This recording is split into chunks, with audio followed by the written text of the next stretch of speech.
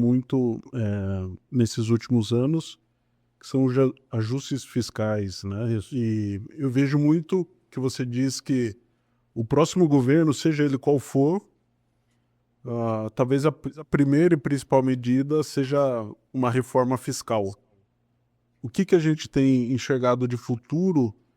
Como que é o diagnóstico do Brasil hoje em relação à dívida fiscal dele?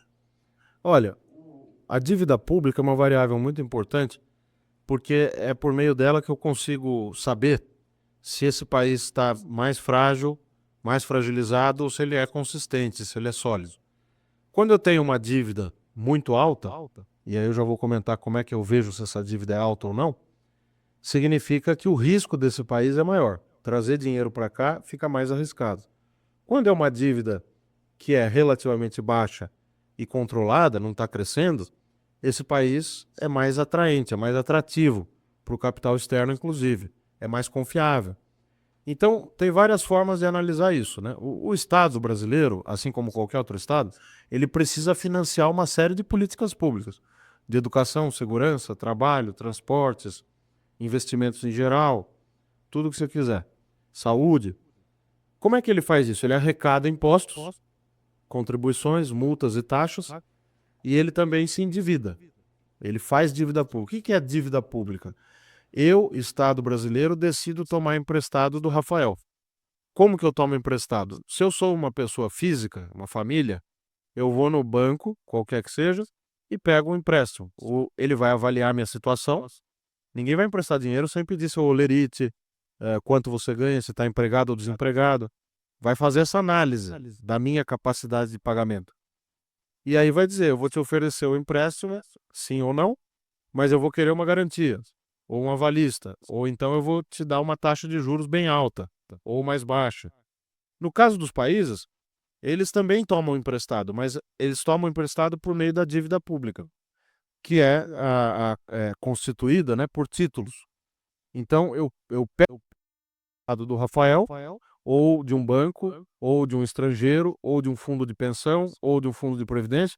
Eu tomo para pagar minhas políticas públicas, mas eu tenho que devolver alguma coisa. Você não vai me emprestar de graça.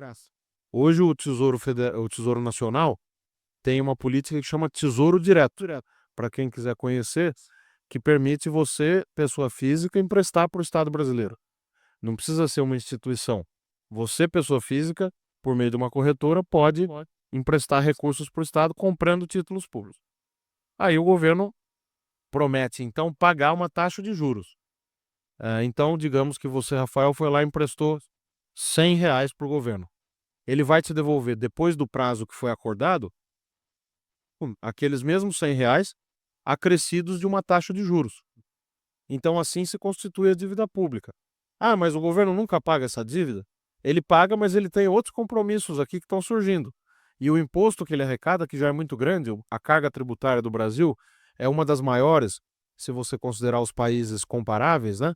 O Brasil hoje se insere no grupo dos países emergentes, ou países em desenvolvimento. A nossa carga tributária é cerca de 10 pontos maior do que a média desse grupo. 10 pontos do PIB, né? A gente sempre olha tudo em porcentagem do PIB. Eu já explico por quê. Mas a nossa carga tributária está em 33% do PIB. Quer dizer, um terço do que a gente produz de renda e riqueza todo ano representa aquilo que o governo precisa para pagar as despesas públicas. E ainda falta. Por isso que a gente tem déficit. O déficit é o quanto a despesa pública supera a receita. Bom, se você tem déficit, como é que você faz? Tem que tomar emprestado. É dívida pública. Então eu emito títulos públicos para refinanciar aquela dívida que está vencendo, que eu emiti há anos atrás, e emito títulos também para pagar o déficit novo. Por isso que a dívida sempre vai crescendo. A questão é, ela está crescendo de maneira sustentável ou insustentável? Então, como é que a gente responde essa pergunta? Tem que olhar a dívida em relação a algum indicador. Lembra do exemplo que eu dei do sujeito que vai pedir empréstimo no banco? O que ele leva de indicador lá? Ele leva o olerite dele dos últimos 12 meses, leva as informações sobre os bens que ele eventualmente tenha, se ele já quitou a casa dele ou não, o financiamento, se ele mora de aluguel ou não, as despesas, blá, blá, blá.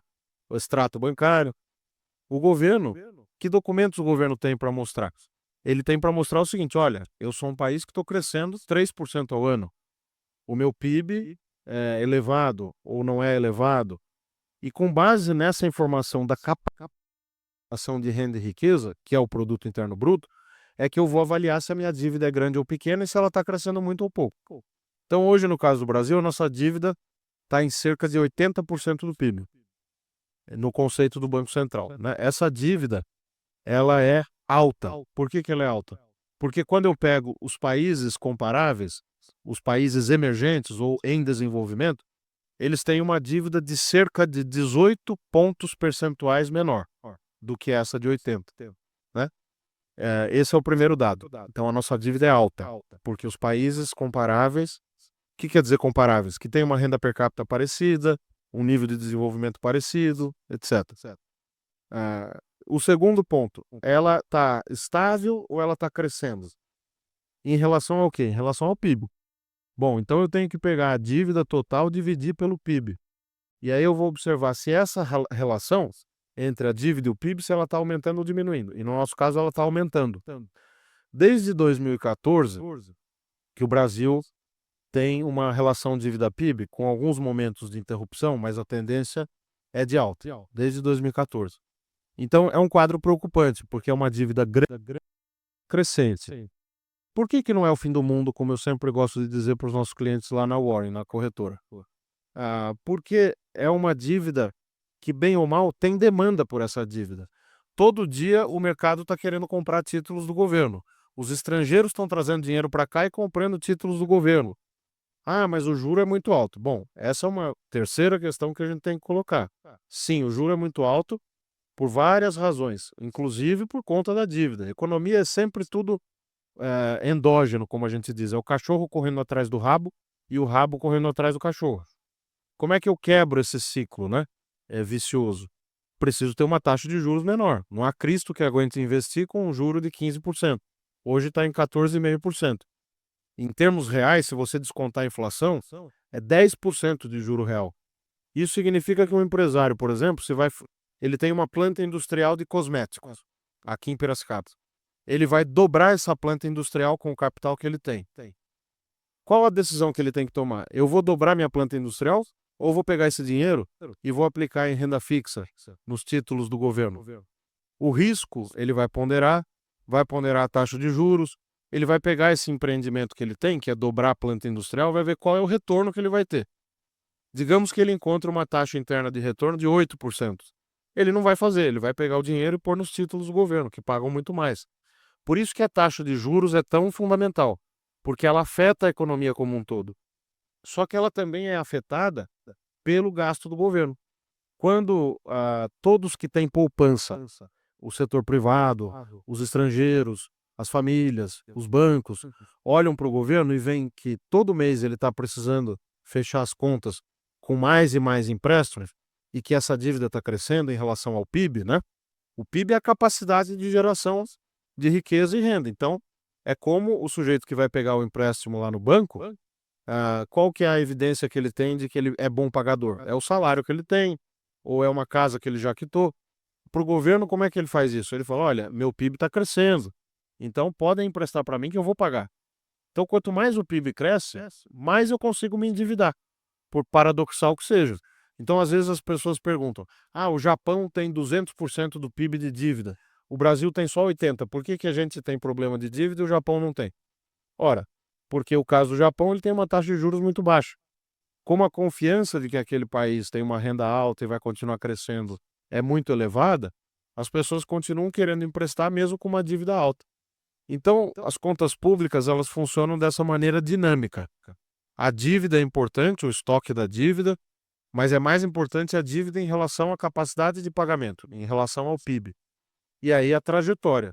E hoje a trajetória do Brasil não é tão boa.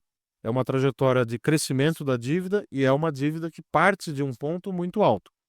Por que voltando ao ponto que eu coloquei, não é uma catástrofe, não é um cenário de insolvência do Estado, o Estado não vai quebrar, nada disso, etc. Por quê? Porque tem demanda constante para financiar esse Estado brasileiro que está obeso, mas as pessoas continuam confiando. O mínimo de crescimento que nós estamos gerando tem sido suficiente para gerar essa confiança. O fato da gente ter reservas internacionais elevadas, como nenhum outro país emergente tem, a gente tem as contas externas, como são chamadas, também equilibradas, tudo isso ajuda. Então, as pessoas olham, os investidores olham para o Brasil e falam: olha, de fato é um governo que tem déficit e dívida, mas eu continuo acreditando nesse governo, e nesses governos que vão passando, porque passaram vários desde 2014, né? E continuo financiando essa dívida. Tanto que o Tesouro Nacional tem um caixa muito grande. Esse caixa seria suficiente para pagar 8, 9 meses ou mais até de necessidades de financiamento do governo.